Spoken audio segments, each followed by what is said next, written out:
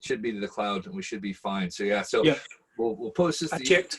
when we're done, and we'll rip the audio out as well and put that on Anchor, which is what we podcast on. So Yeah, I'm going to release all the podcasts all at once at the weekend, and I'll do that once a week because it's just easier for me. It means I'm not having to lose any more sleep than I already am.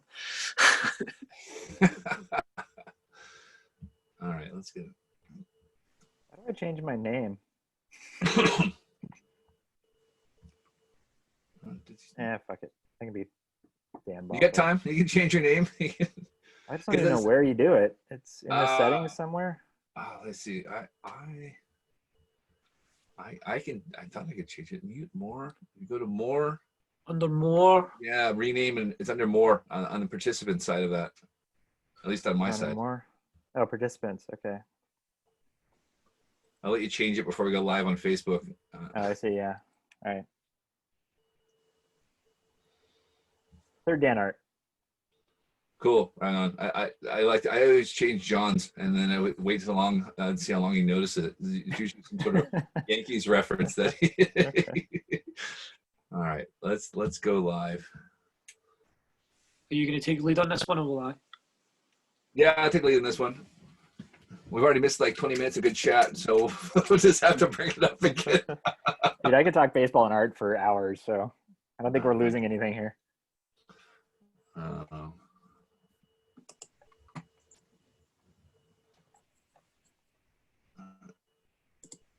Let's just make sure. And then John's going to share everything on social media, and then we'll get started here. Or John, do you want to share it in the background while we get started? Yeah, I'll just share it in the background as you open things up. Because we're already 15 minutes late going on. So. It's all right. Let's see, I got to put the title in, and then we're good.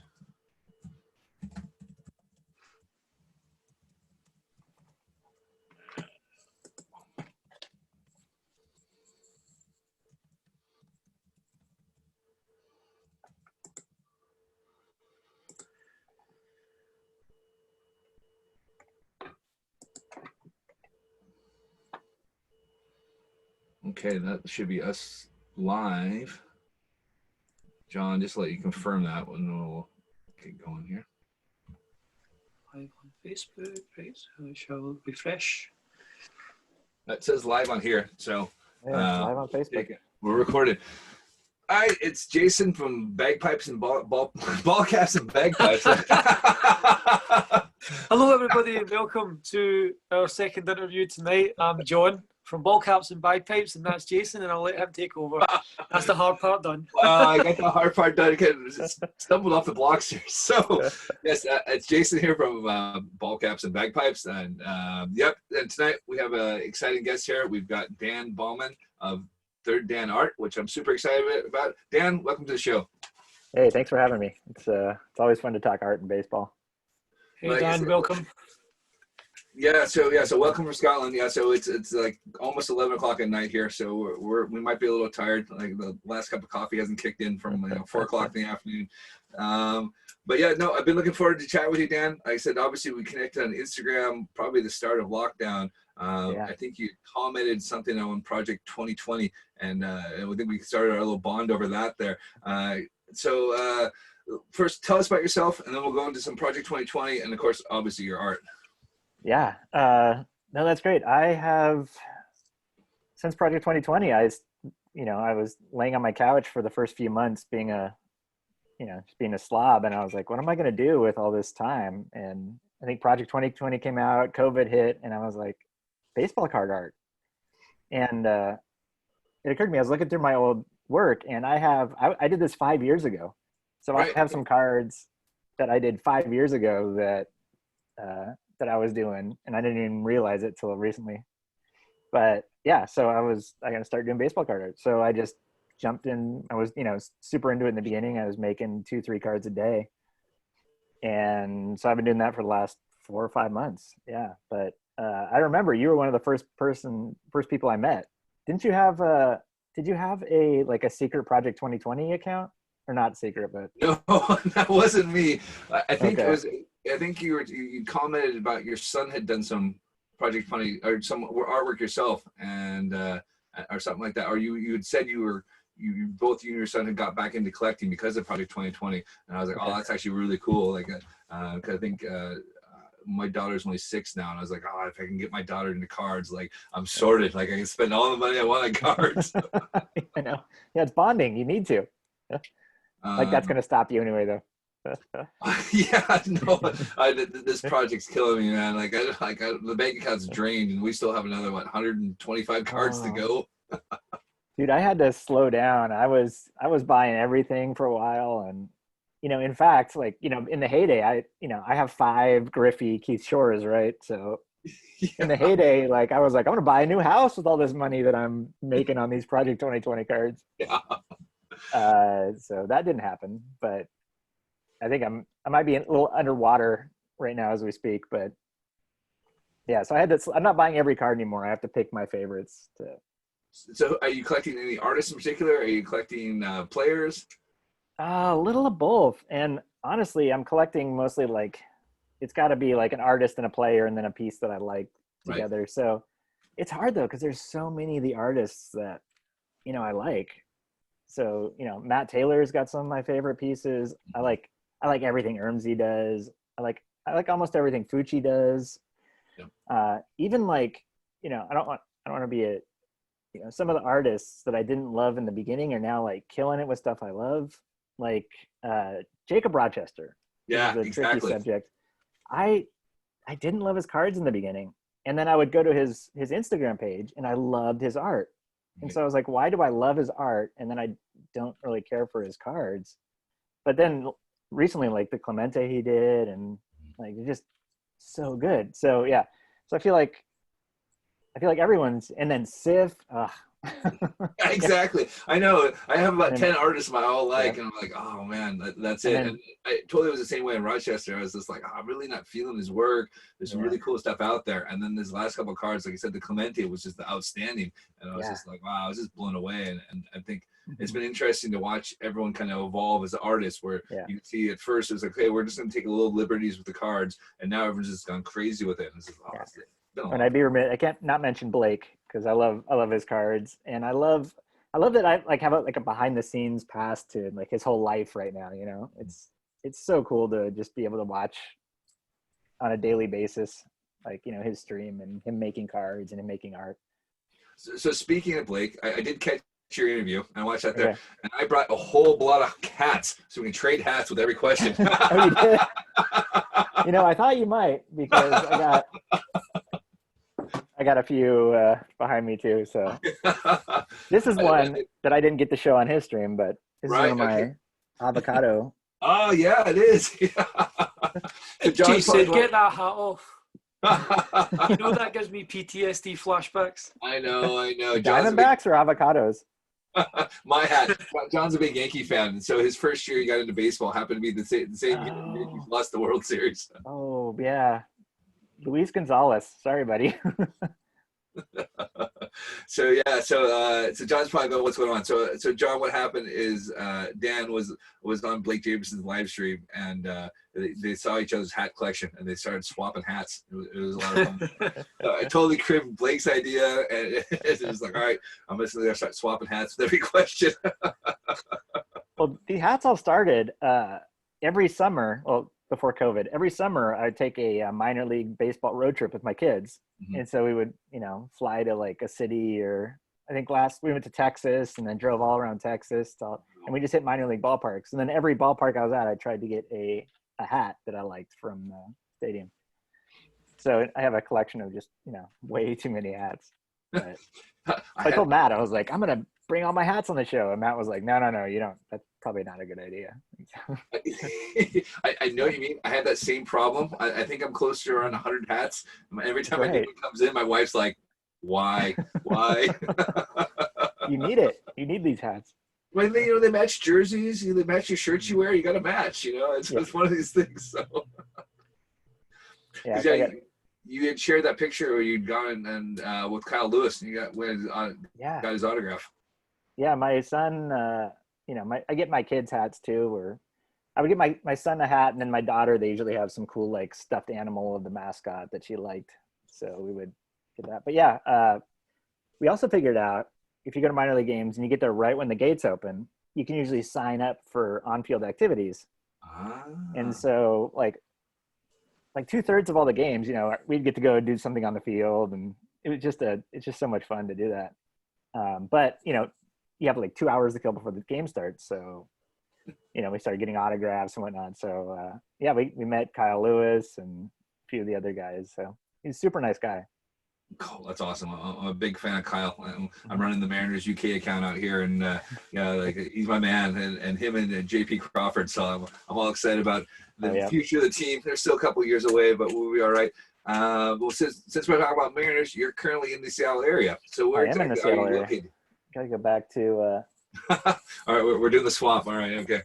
I'm gonna swap hats. Yeah, I live a little north of Seattle proper. Well, you gotta tell me about that hat. Put a pin in that. All right. I live a little north of Seattle, but yeah. So I've been a Mariners fan since 2001. That year pissed me off, by the way, but we can talk about that later. We can talk about it another time, yeah. 2001.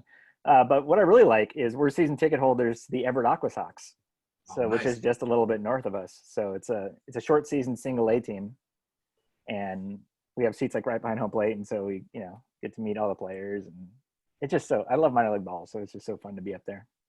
I totally agree. Minor league ball is just a blast. Like I said, like you're constantly entertained with everything that's going on there. Yeah. I actually never made it up to Everett.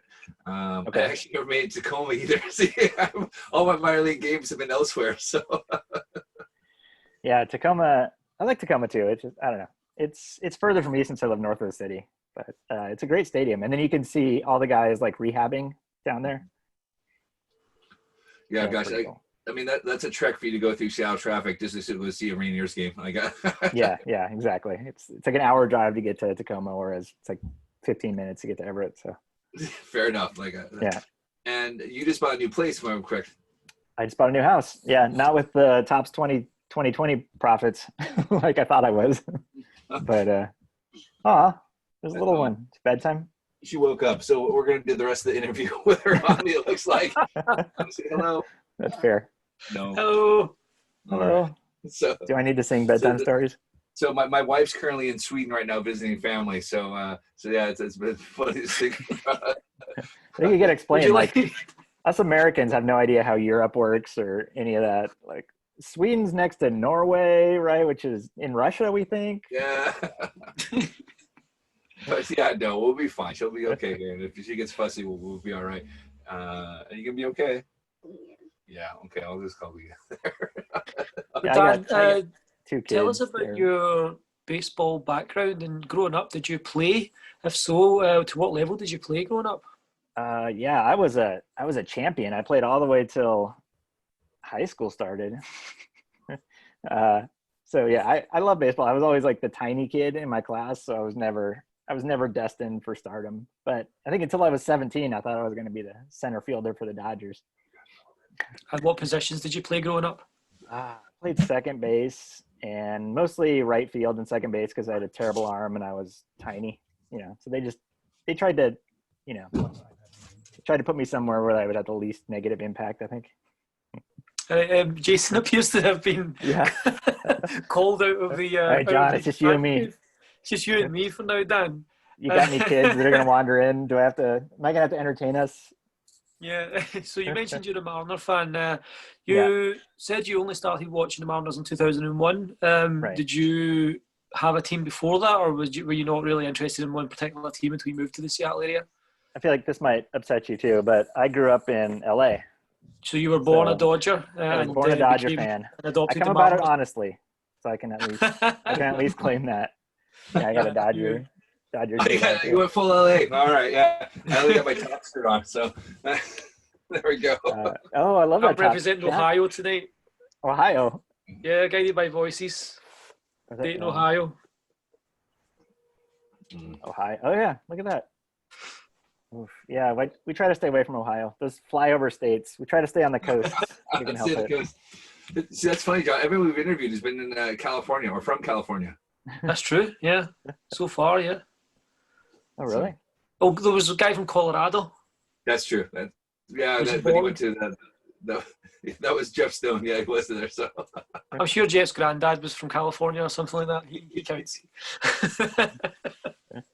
Yeah, there's a lot of damn Californians everywhere. Do you, In do you fact, I think have Seattle had a big like negative thing because all the Californians were moving up to Seattle in like the 90s and 2000s. it was the 80s. The It was all 80s it the 80s. was. Yeah, because I said, I mean, that was when everyone was coming up because everyone was like, I can go move to Seattle and get a huge house for a fraction of the cost of what you paid for California.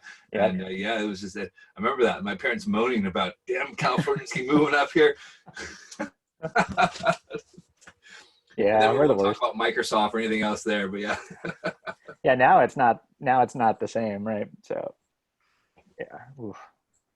Now everyone complains about Amazon, but not really. It's the same thing. It would be something different. I mean, Yeah. you know, pick your poison. So, I mean, they started off as an online bookseller, and look at them now. So, All right, that's right. I remember when they first came out, I was like, "What the hell are they?" Like they had those. I think they put their logo in like the giant warehouses outside of Portland, or those giant storage things. yeah, I mean, gosh, they were the same thing. I mean, if you go back to Microsoft, like I literally like lived like less than like a stoplight away from them. So I literally would go and practice driving in Microsoft's parking lot and their main office. You know, Bill Gates had his little parking spot. It said Gates there. He had his purple Oh, did it Lexus. really? Oh, yeah, we all knew. Oh, these nerds are like, oh, they didn't do anything. That is hilarious. Yeah, it's a different world than it was in the 80s in Seattle, for sure. Well, it's, I mean, oh gosh, to be honest, I haven't really been back since like about 94. And Okay. other than like a brief year in 2000, 2001. And I mean, I was going to downtown Bellevue and they're putting up these high rises and these, you know, townhouses. Like, who's going to live in downtown Bellevue? Why would you want to live in downtown Bellevue?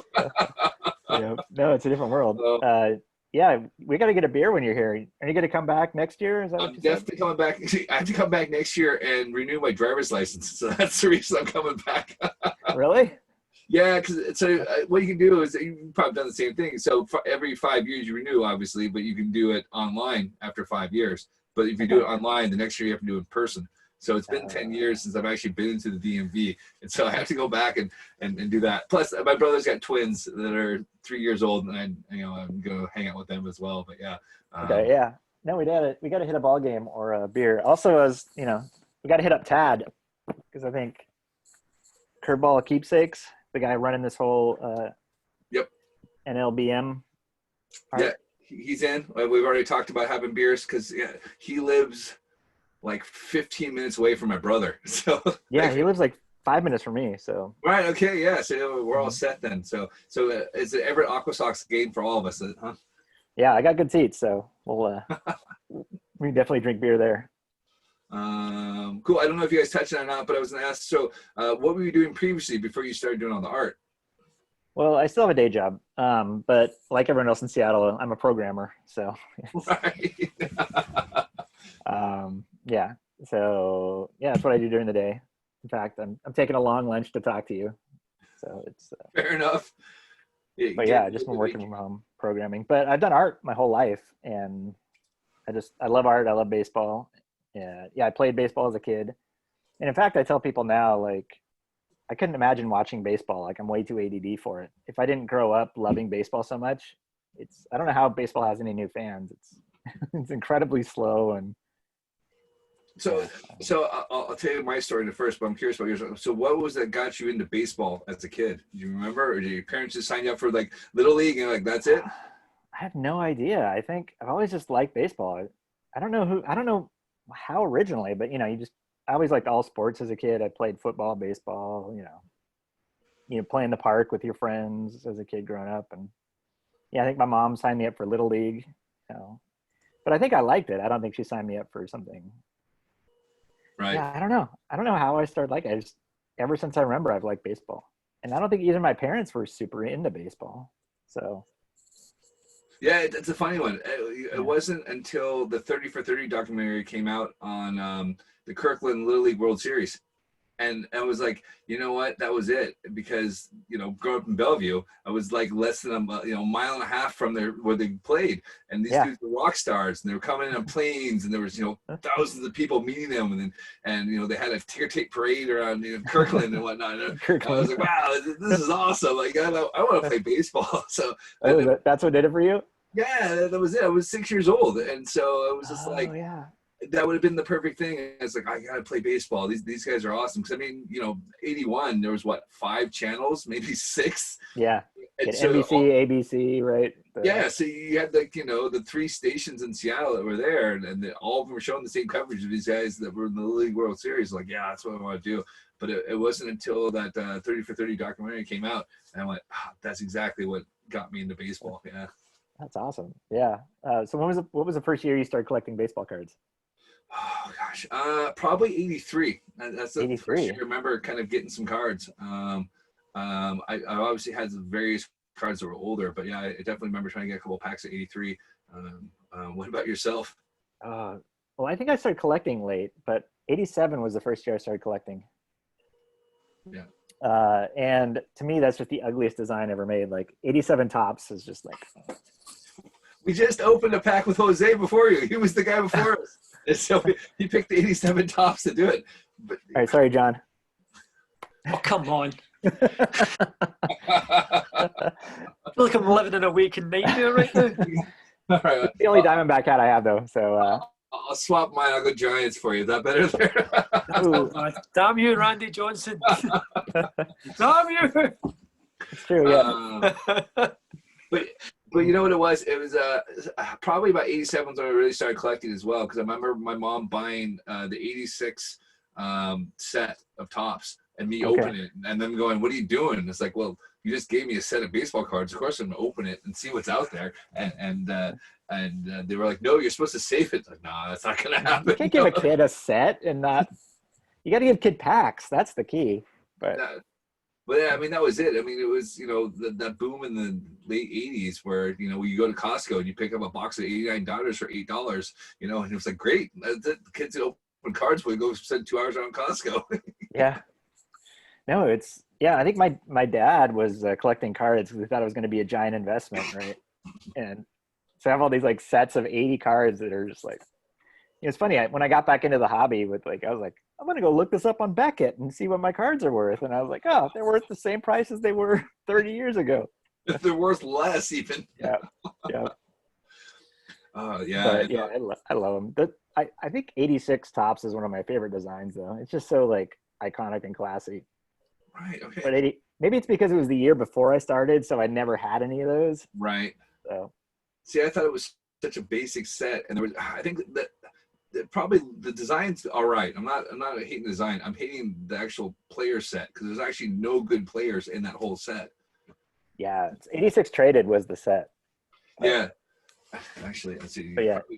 See, I've got all my baseball cards here. So since we're chatting, that's true. 87 had all the rookies. You had Will Clark, Jose Canseco, Bo Jackson. You can't see it, but I got a whole one I'm waiting on. It's $86. Oh God. Yep. I haven't opened that. I bought that one. I was like, oh, I'm gonna save that one to kind of open so I can get my Fred McGriff and Jose Canseco rookie cards. Actually, I like what is it? This year has the 86. The Donruss this year has the 86 Donruss Repro cards. Right. And I made, actually my friend had a birthday and I made him a card. I'll show Oh, awesome. So yeah. That's so cool. 86. He dresses up and goes to a lot of, pinball events, and he's a big, like, kind of board gamer guy. So that was a good photo. The card you guys have the pinball thing in Seattle.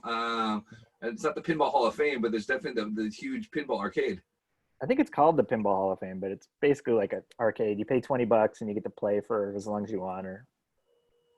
Oh gosh, there was a place in Belltown I used to go. Shorty's. Shorty, yeah. That's exactly where I used to go. I used to work for Real Networks, and so I'd be like, okay, I'd finish work, and I would go down to Shorty's and play pinball. Yeah, that was a lot of fun. Yep, just right down there in Belltown. Yeah, that was good times. That was when everyone had lots of money in .com, so you could do that kind of thing. Yeah. Oh, it was a different world. Oh yeah, we got the Reno Aces. Ooh, nice. So, all right. So let's talk about your art. So you've got a couple pieces you want to show here. There, I said I like your designs. I really like the bold colors and the sparkles in them. It really makes the card pop. And I think Oh that yeah, makes I it know, right? unique. I think I stumbled upon actually one of my original patrons, I guess, is a guy named Sports Card Bandit. Shout out to you. Wouldn't be possible. He sent me basically like, a giant filing box full of cards, and there was at least 800 or 900 cards that were shiny. Right. And so I was able to, without him, I wouldn't be able to, be the artist I am. But yeah, no, something about using like shiny chrome cards and backgrounds, it makes them crazy pop. So I could show you the one I did last night. I've been on a Big Lebowski kick lately. I saw that. I was Yeah, excited. and so I made a Donnie coffee can. But yeah, no, I love the shine to them. And then I made a Ruth Bader Ginsburg. Yeah, that's really cool. Yeah, with that's what 92. Oh gosh, it's not Bowman. Is it Bowman? It's Leaf. Leaf. That's what it is. Yeah. That was like 91 Leaf was like that was the expensive card back in the day. I remember. Like it was because it had the Frank Thomas rookie. Yeah. Yeah, the one with the parallel things on the side. I think that was 91, right?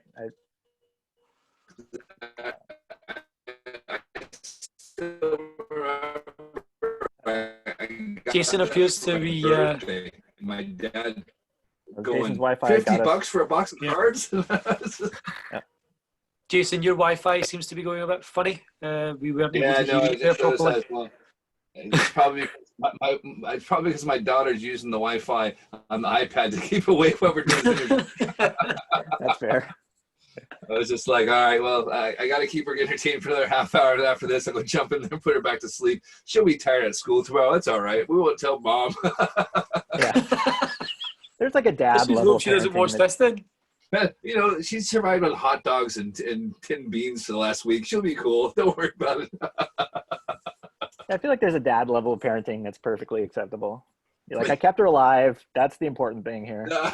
Well, I wish, like I said, because since I'm a stay-at-home dad, I'm going to do the shop on top of that. There, I think I get a little bit of slack, but if I don't actually put some stuff in front of them, mom, I just say, don't tell mom. They've consumed more ice cream the past week. They probably have the past few years.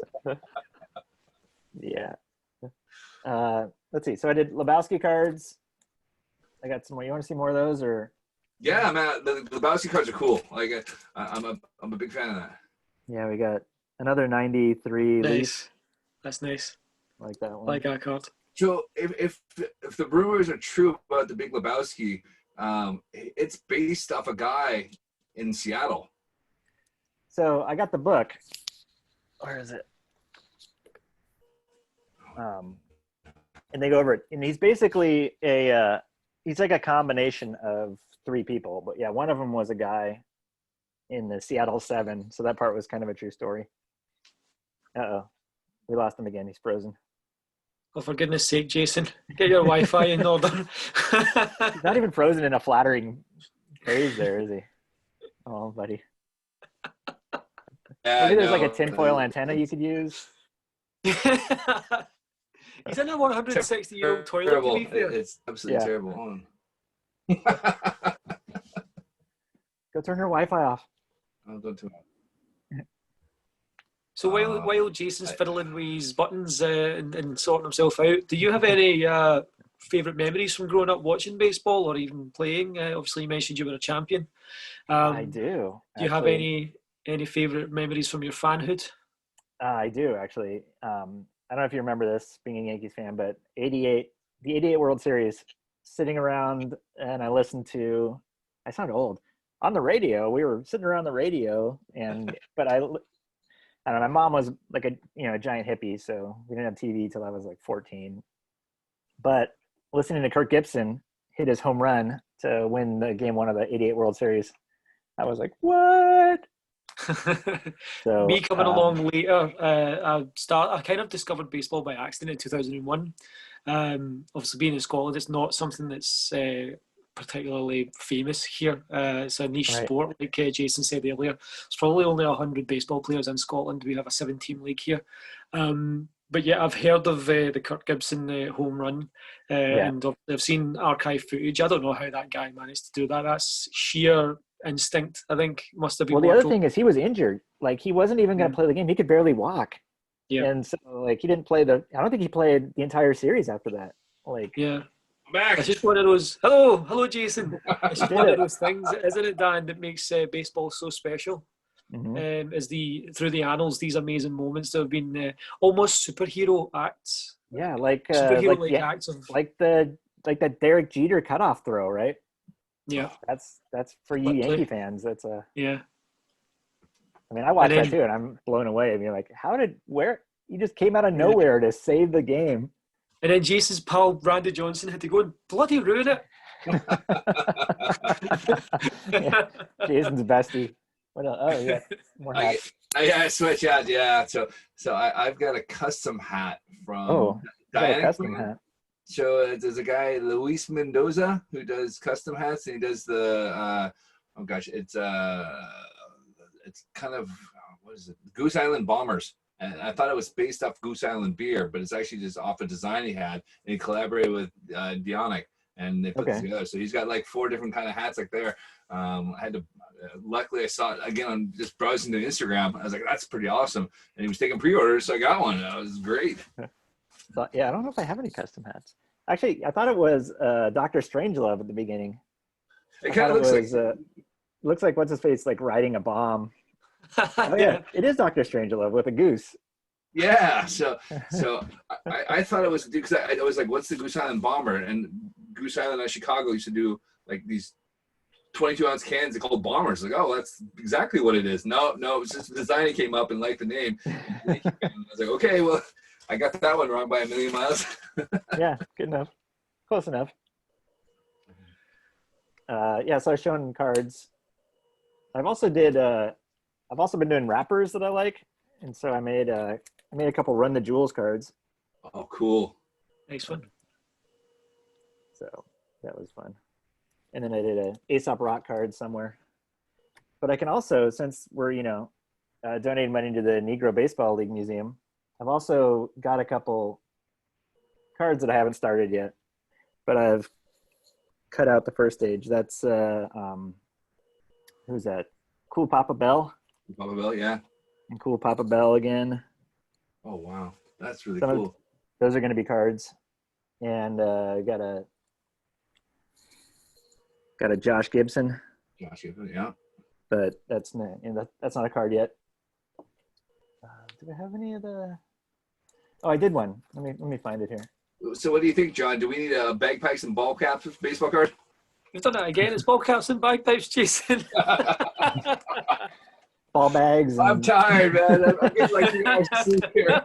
I got kids coming here breaking into the interviews. What am I supposed to do? Flaps and flat caps. We probably do, yeah. I think we need to get someone to make us a ball caps and bagpipes baseball card. I know don't a know guy. if you know anyone. I know a guy I could probably help you out with that. You showed us those Negro League players and the cards that you're working on. Yeah. To move on to the fundraiser and the reason that we're here, what do the Negro Leagues mean to you as an American, as a baseball fan, and as an artist? And how did you come to be involved with the project? Well, I mean, I think as a giant liberal, bleeding heart liberal, racial justice and all that good stuff is super important to me. Like going through, we got a Black Lives Matter sign in the front, and then also as a Dodger fan, Jackie Robinson, basically led the color barrier. So I feel like I have a strong connection. I think I've made more Jackie Robinson cards than I've made anyone else. So honestly, when Tad, shout out the Curveball Keepsakes, when he hit me up, I was like, yes, let's do this. So I was super on board to help. So yeah, I just I can't be proud enough to help out with raising money for them. So yeah, so I think also without the Negro Leagues, you just, some of your best ball players would never have happened. Major League Baseball wouldn't be what it is. Like it's. So it's interesting you say that, because it seems it must be our generation of people that go, you know what, like we knew about him, but then it was Ken Griffey Jr. who really brought it to the forefront. And I think a lot of us go, yeah, I remember Griffey being the first person to wear 42. And I'm seeing that with the interviews. People are saying that. It was like, we knew about him, and then Griffey really kind of shined the light on Jackie Robinson, and this has really kind of grown from there. And we're finding a lot of people are going, like, I'm really enjoying the research and doing the deep dive on the players that I've heard the names, I've heard some stories, and they're really enjoying that. Are you finding the same thing yourself? I am finding the same thing. I feel like I'm in that in-between age where I identify more with Jackie Robinson than Ken Griffey Jr. I mean, I love Ken Griffey Jr. being in Seattle, don't get me wrong, but I feel like I had more of a connection to Negro Leagues through Jackie Robinson and being a Dodger fan.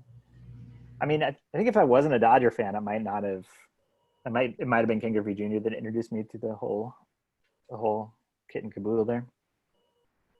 But yeah, where'd we go? What was the question? I think I talked myself into a tangent. No, that's all right. But I completely threw off anything. We were just saying that, being invited to this, how much does it mean to you, and how you can give back. So no, I'm super excited to help out. And it is good though, because the more I'm getting into this, the more I'm having to research who players were and what they were. But I feel like I'm in that in between age where I feel like, people in my parents' generation knew a lot more. So honestly, it's going to be really interesting. I feel like I'm going to learn so much from all the other artists and just seeing what art gets produced, and I'm going to learn stories.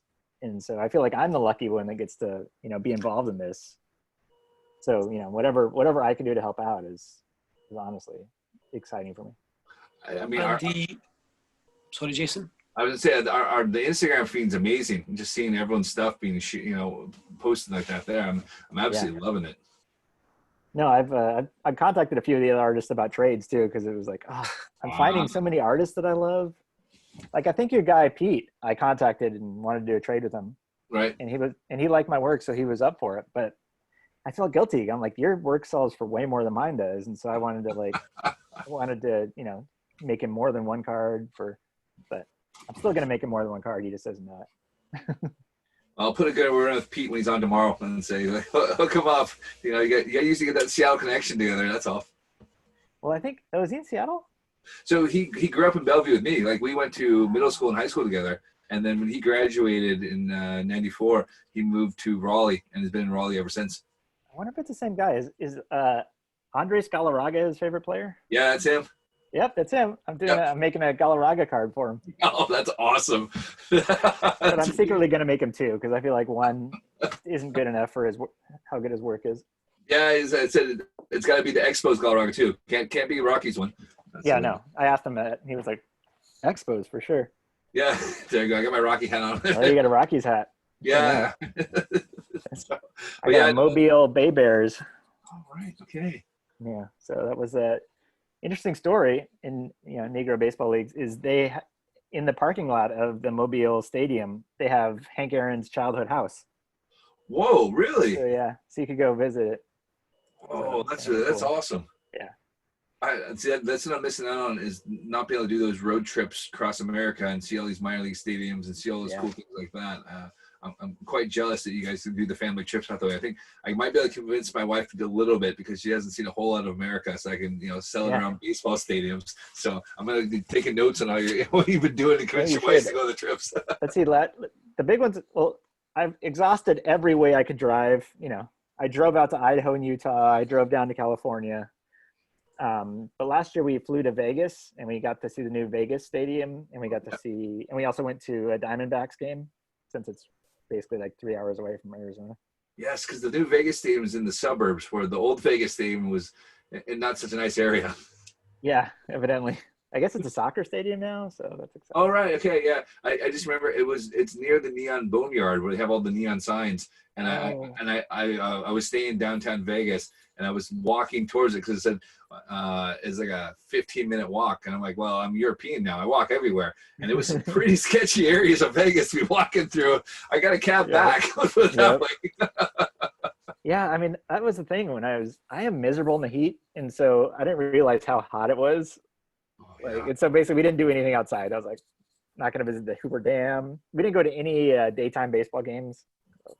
There's no point. Like I said, yeah, it's like 115 degrees. And then at least you Yeah. go to a casino and it's 85. And you're like, okay, I can deal with 85. Yeah.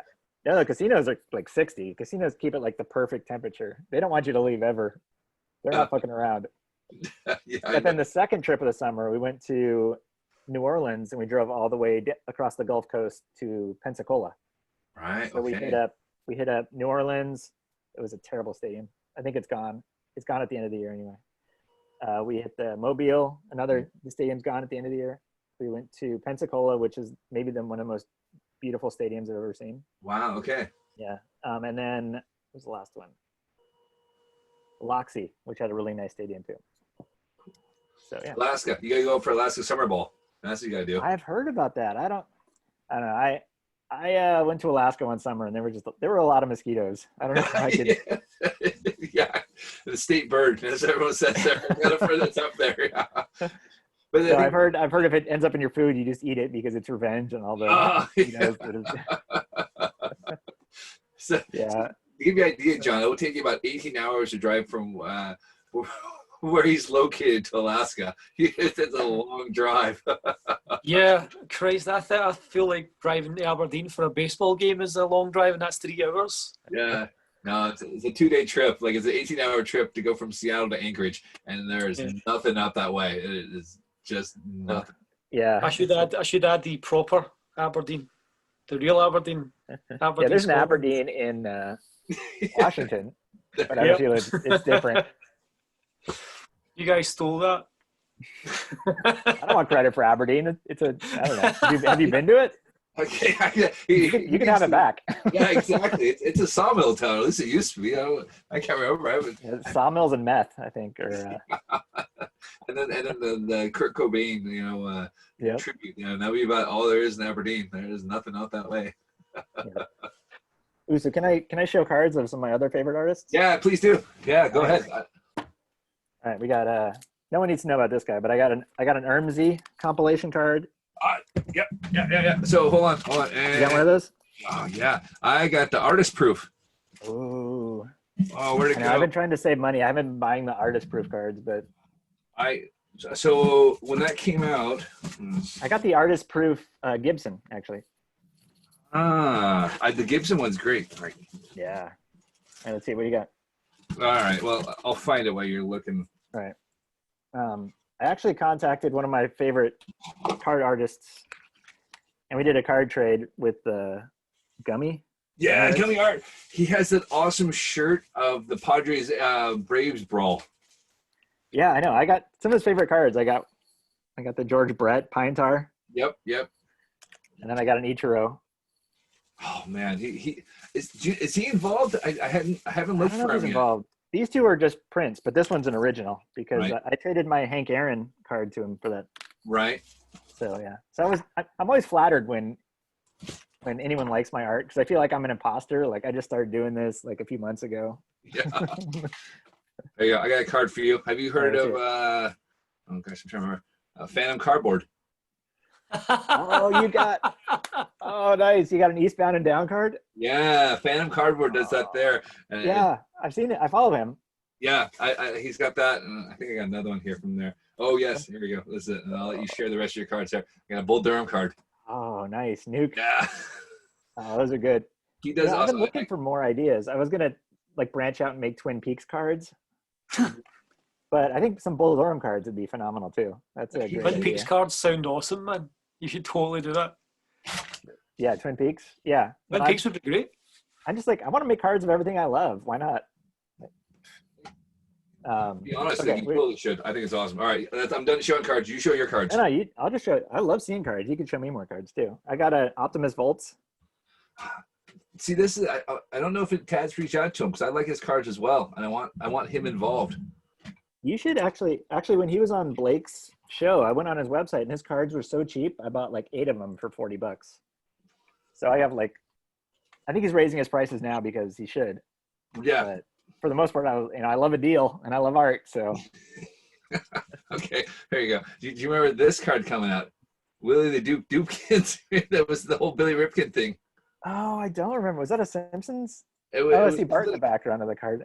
came in like skybox. It was some weird one thing there, and I was able to pick up one for like $3. So I was like, I'm in. Count me in. Actually, one of my favorite cards I made was a commission piece from one of my. I got a couple really amazing patrons, I guess, that hit me up for commissions a lot, and he wanted a fuckface card, and so he sent me. I don't have it because he has it. It's on my There. But I cut out the background, and then in lettering I lettered fuckface. Oh. So it's on my Instagram feed somewhere. I can show you. I got a Heavy J Studios trade. I made him a Kirk Gibson, and he made me a Koufax and Kershaw card, which is pretty awesome. Cool. John's got about 6 cards in his collection right now, and I think 5 are Bobby Bonilla. Yeah. I have a whole bunch of Bobby Bonilla cards that Jason has for me. It's a long story, but I really like Bobby Bonilla for reasons that we don't have to get into. Because of the amazing contract? No, because he basically single-handedly got us through the first round of the Bump Bailey Wax Pack Heroes Tournament of Awesome, which was put on by the Two Strike Noise guys. That's a baseball history podcast that we're friendly with, and they had this event, which was a kind of a tournament. And in the first round, we beat Infield Fly Girl with 1 card because he was worth like $3 or something like that. And it was Bobby Bonilla. A similar thing happened in the second round where it was Mark McGuire. It was like what was he like $1.50 or $2 or something like that? Yeah. So they had like a 1992 Beckett that used the prices, and then you opened up the Junks Wax, and that was what it was. And we pulled the Bobby Bonilla. It was worth $3 back then. You pulled a Bonilla rookie, and yeah, I got to hear this story. I think after at some point. Yeah, no, it was a lot of fun, and so like basically it was just me doing the talking because they're opening up like 1988 packs of cards, and John's like, no, any of that. Actually, someone sent me I think it was from my buddy is it Popfly? Yeah. Popfly Sports. Oh, nice. But he makes these awesome comic book covers. I don't buy them because as a rule, I don't buy anything that's a print because I just don't have the space for it. So I only collect baseball card size things. Right. But you should check him out. But when he sent me my thing, he put a pack of 87 baseball cards in it. Right. And I pulled the 87 McGuire. So I was kind of like, that's kind of cool. Yeah. So I bought 5 of the Doc Ellis stickers. I'm assuming you've seen the No Mask video they produced for that. Oh yeah. I love that. That's awesome. In fact, I think I've made a few Doc Ellis cards. They're on my Instagram. So I actually reached out to Grotesque. Okay. Because he was working for them back then. Oh, he was? Uh-oh, we lost. Oh, there goes my Wi-Fi again. There he's at it again. Come on, Jason. I know. I got excited to tell a story, and then it goes bad. The drugs have kicked in.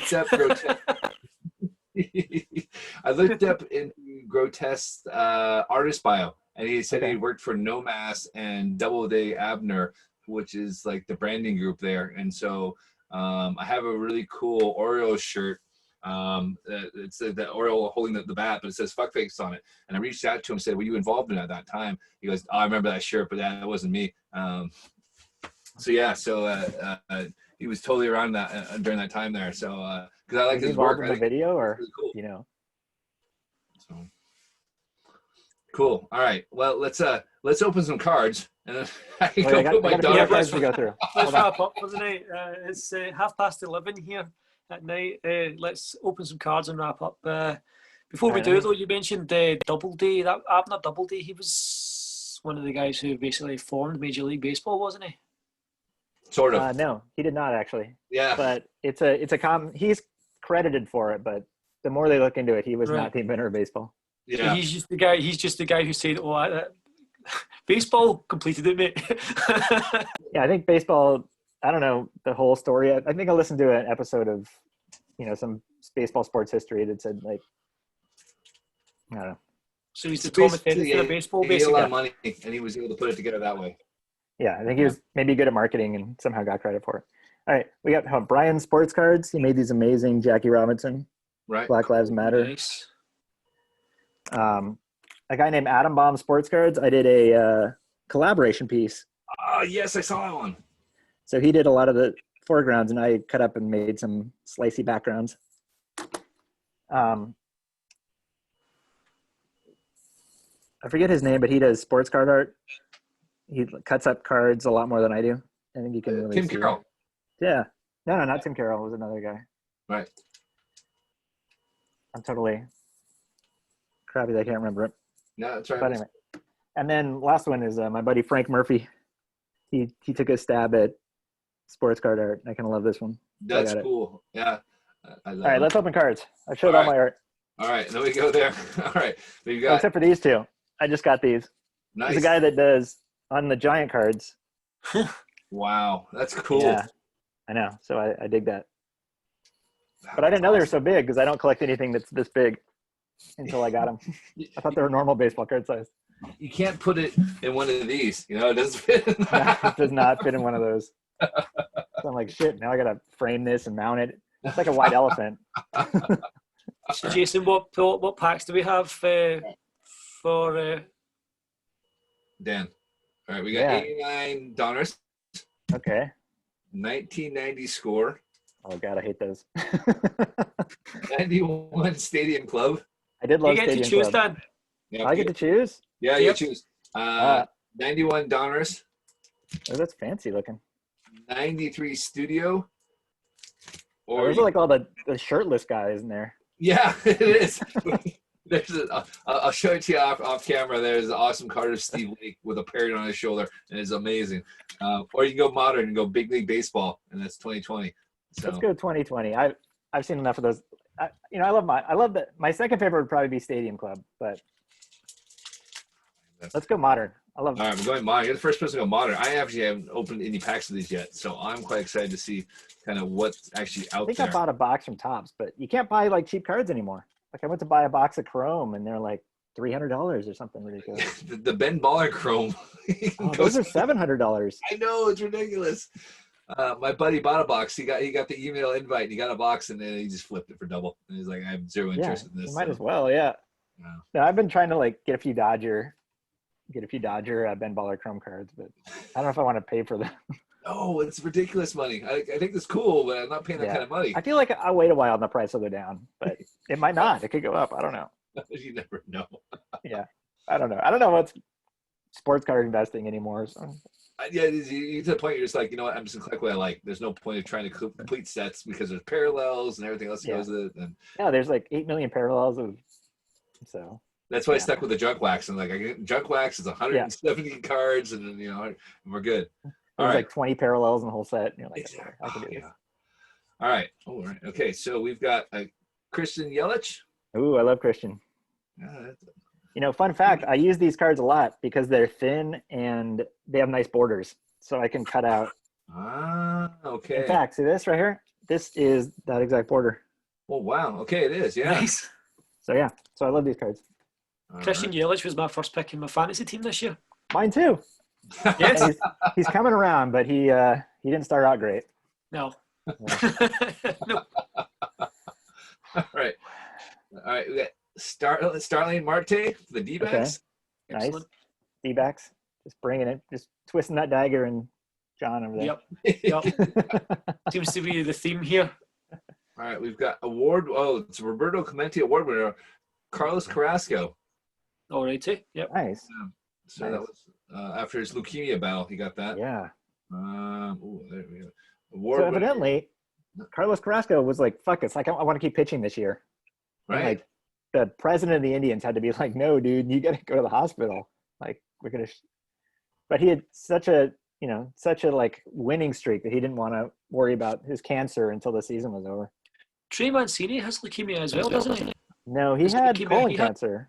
Colon cancer he had instead. Yeah, sorry. Yeah. Yeah. So, yeah, I know. Like, Jesus. So, I guess he's in treatment for it right now. So hopefully he beats it. It's crazy to think of these athletes who are, ostensibly meant to be in their prime and they're, late 20s, early 30s. Like there was the guy in Boston who got COVID and he's got myocarditis around his heart as well. Yeah. Yeah. Scary to think. No joke, man. Yeah, these scary like crazy Do you guys have crazy right-wing nut jobs up there? Of course we do. Yeah. That are like masks don't work and all this. Yeah. Yeah, it's not so bad up in Scotland, but yeah, you do get them. I mean, we had a big outbreak in the oil industry because the guy had a high temperature. They wouldn't allow him on a helicopter to go out to the oil rig, so he decided to go to the pub instead, and basically caused a huge outbreak in Aberdeen. Yeah. Yeah, exactly. It sounds like a right-wing nut job. Okay.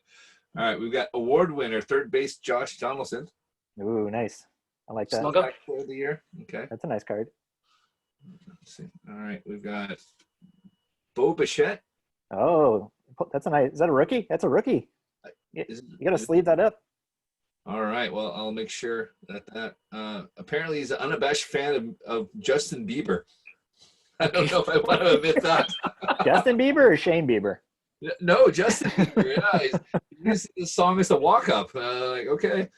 All right. I don't think I'd want that on my. That's not going to age well. No, it's not. It's going to make the card worth a hell of a lot more money because in like 10 years' time, he's going to claim it was a misprint. Yeah, it's an error. That's an error card. Yeah. Yeah, it is a rookie. I'm seeing not used to the little rookie card symbols there. And I see Yeah. right now, yeah, this is rookie. Okay. Oh, that's big bucks. That's at least 3 Yeah, pounds now. I don't know. Maybe I don't know. But maybe you never know. I don't know. This is the fun of it. So actually, you know what I do with all my old cards? So I had all my old cards shipped over here. So when people buy a jersey or anything from me, I throw my old cards in there, and they get all my old comments. It's great fun. I know. That's awesome. Yeah, I love that. That's I love actually when you how buy I stuff got on eBay and people like just throw in more shit, and you're like, yeah. That's how I got my Jimmy Key card. Yes. I have a Jimmy Key card that I got with my Yankee jersey from Jason.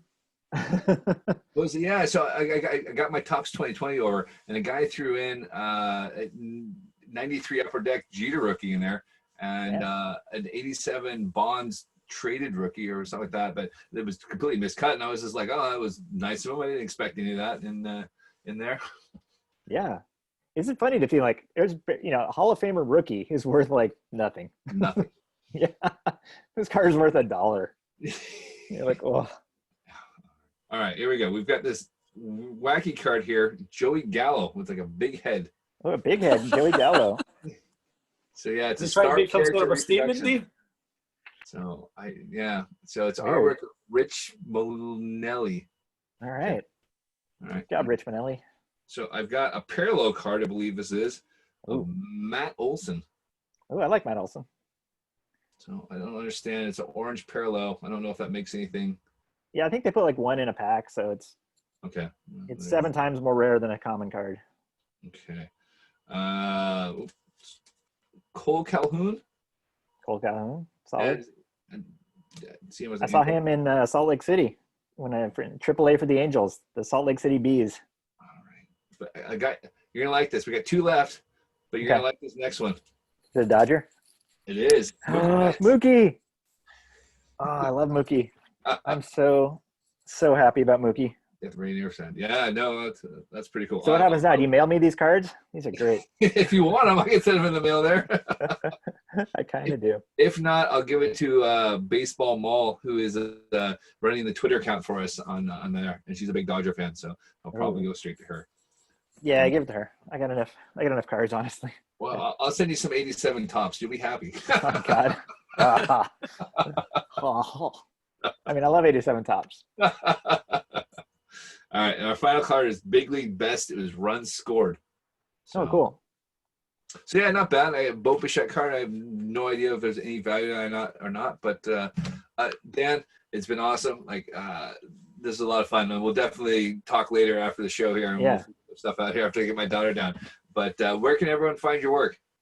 I am on. I got to fix this. I'm on Twitter as the Third Dan, and I'm on Instagram as Third Dan Art. So I feel like I should streamline those. Yeah, you can change your Twitter real easily. You just do it that way. I might have to do that. See, I was going to ask you, so where's the Third Dan come from? It comes from a movie that I loved growing up in my 20s, and I just stuck. It's The Third Man by Orson Welles. Mm-hmm.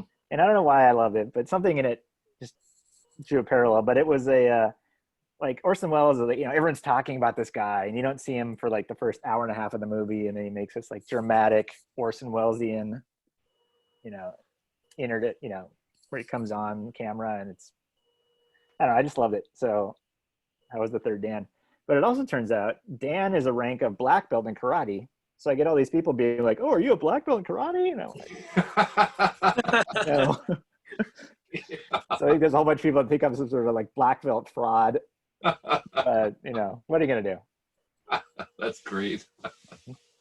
Brilliant. Dan, we'll talk after the show here, but yeah, thanks so much for coming on. It's been a blast. Like, we could have gone on for hours here. No problem. I know, it's fun talking to you. I can't wait to you to come to Seattle. Yeah, next summer we're in. Count me in. Okay. Thanks so much for joining us, Dan. Jason, we should probably mention that we have an episode of Ball Caps and Bagpipes that we're going to be doing live tomorrow evening. Assuming that he's still good to go. Yes. It was supposed to be tonight, but our very special guest for this week's show had something come up with his work, and it's hopefully going to be tomorrow evening at 8 p.m. live on Facebook. We have a very special guest coming on that we'll announce once we get the go-ahead from him that it's definitely happening. Give us a hint. And we'll be back at 9:30 UK time for 2 more interviews, yeah? Yep, we've got Pete Sack and, gosh, who's the other one now? I gotta look. We'll figure it out later. But yeah, definitely Pete Sack. That's one I'm interviewing. He's a high school friend, and it's gonna be a lot of fun. Cool. All right, we're signing off from Edinburgh. Take care, Dan. Get back to off from Glasgow. Bye, Edinburgh. All right, man. Take it easy. Bye-bye.